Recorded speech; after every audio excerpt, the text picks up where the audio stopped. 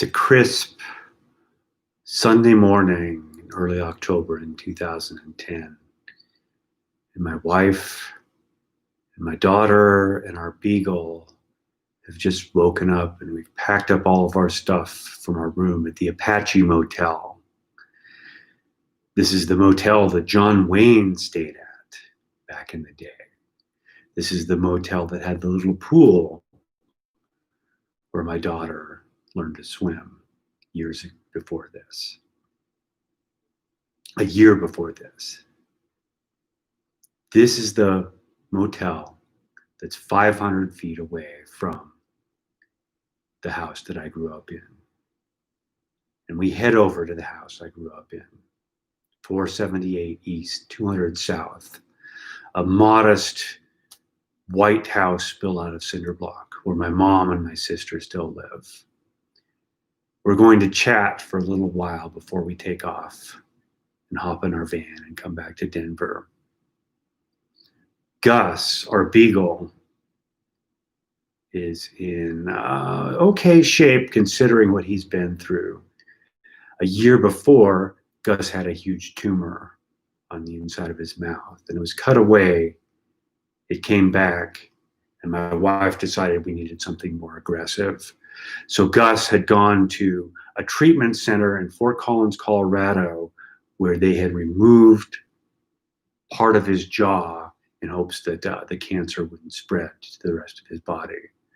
So Gus looks like a beagle now who's been socked in the face and has a huge dent in his jaw. My mom, who my daughter calls Grandma Peggy, is worse for wear as well. Back in April of 2010, my mom has been diagnosed with renal cancer. To stop the spread of the cancer, she went up to the Huntsman Cancer Center in Salt Lake City and had a kidney removed. And now she's been going through chemotherapy. And she's frail, she's still happy, but I swear she's lost a couple of inches and she doesn't have the spring in her step and her voice seems tired. Well, we're at my mom's house and my wife decides that we should pose for a picture. So we stand in front of the humble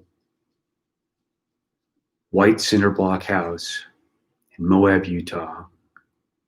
My mom, Grandma Peggy to my daughter, me, a 45-year-old pudgy middle-aged man, my daughter, who's a 7-year-old and sprightly, and our beagle, who has half of his jaw removed. This will be the last time I actually have a conversation with my mom in person. There'll be a couple of phone calls for Thanksgiving and Christmas and a couple of phone calls to tell her how my daughter is doing, that she auditioned for the school musical Annie. But this is the last time I'll actually have a conversation with her. In January of 2011, she's going to pass away. Gus won't fare much better. It'll be March of the next year, but he'll pass away too.